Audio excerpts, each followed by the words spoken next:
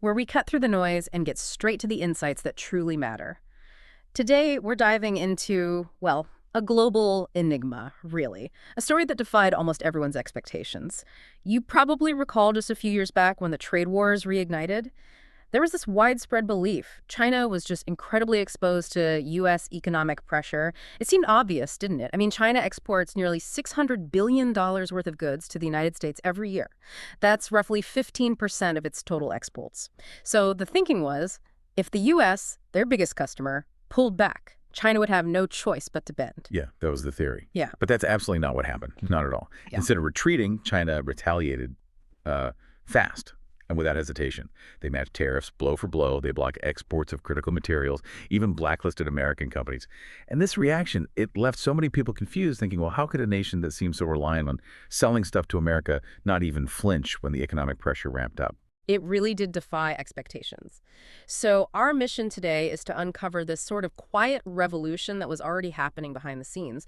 We'll explore how China has been systematically rebuilding its economy, really with long-term survival in mind. It's the strategic transformation that reveals the astonishing contradictions that define China today. Exactly. And it's crucial to understand this duality. We're looking at a country that is, simultaneously vulnerable and incredibly resilient, faltering in some pretty significant ways, while forging ahead powerfully in others. That balance is absolutely key to understanding its path. And look, if you want to stay ahead on these kinds of crucial geopolitical shifts, you might want to consider subscribing to the Geopolitics Gazette. They offer really unparalleled analysis of these complex global dynamics. Okay, let's unpack this then.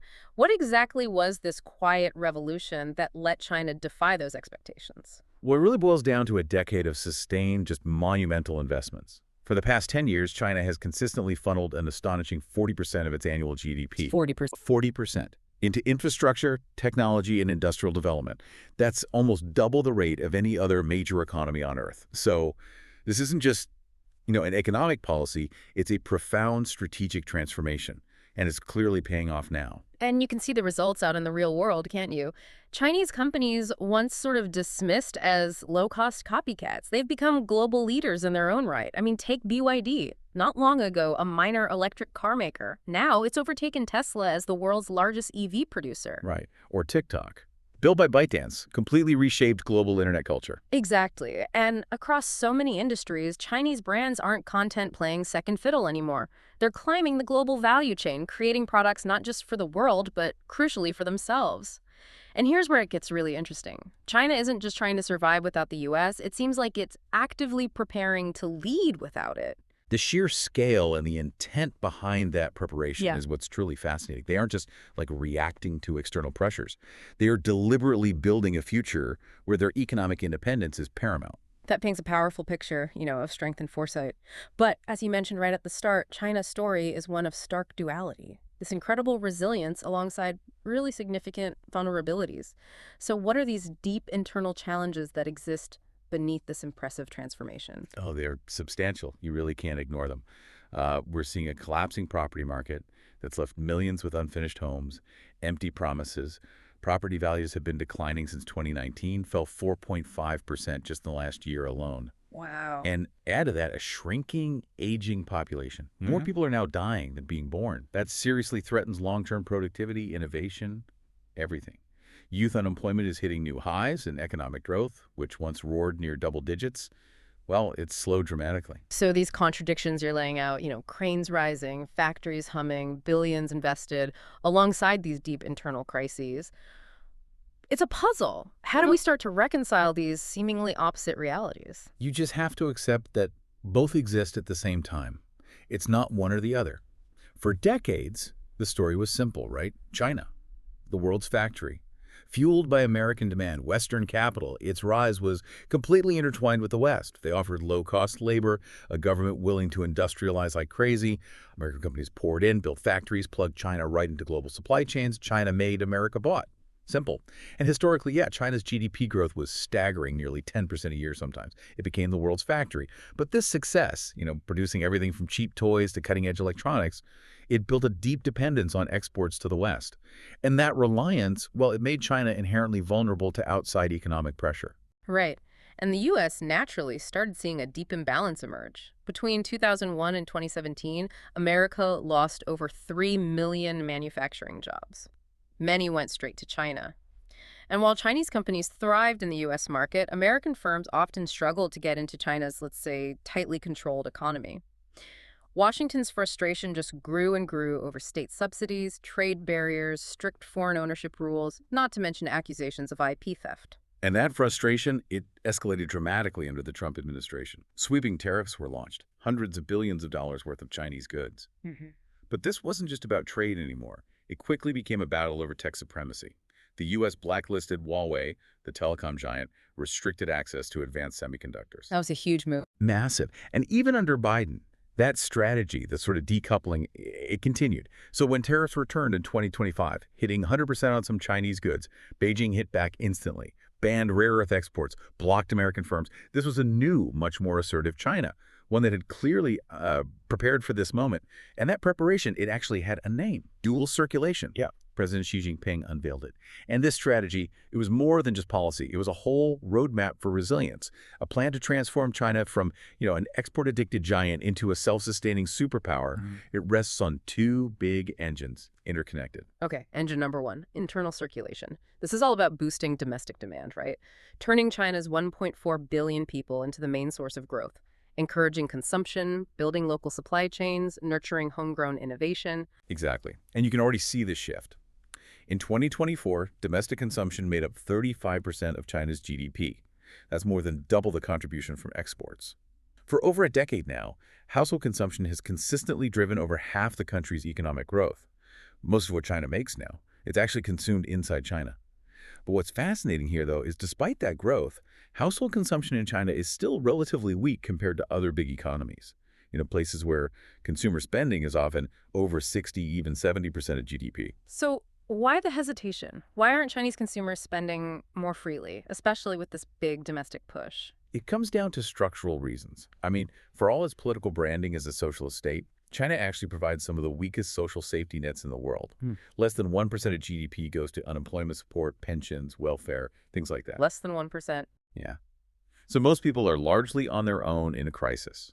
Combine that with the worsening housing crisis we mentioned, property values falling since 2019. It's no surprise families feel a really strong need to save, to protect themselves. Then add the dramatic demographic shift. Birth rates have plunged so low, more people are dying than being born now.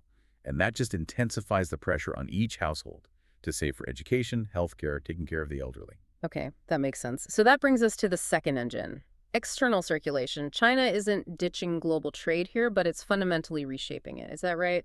Instead of relying so much on the West, they're expanding into the global South, Asia, Africa, Latin America, the Middle East, building deeper ties there to kind of insulate itself from Western pressure and open up new markets. Precisely.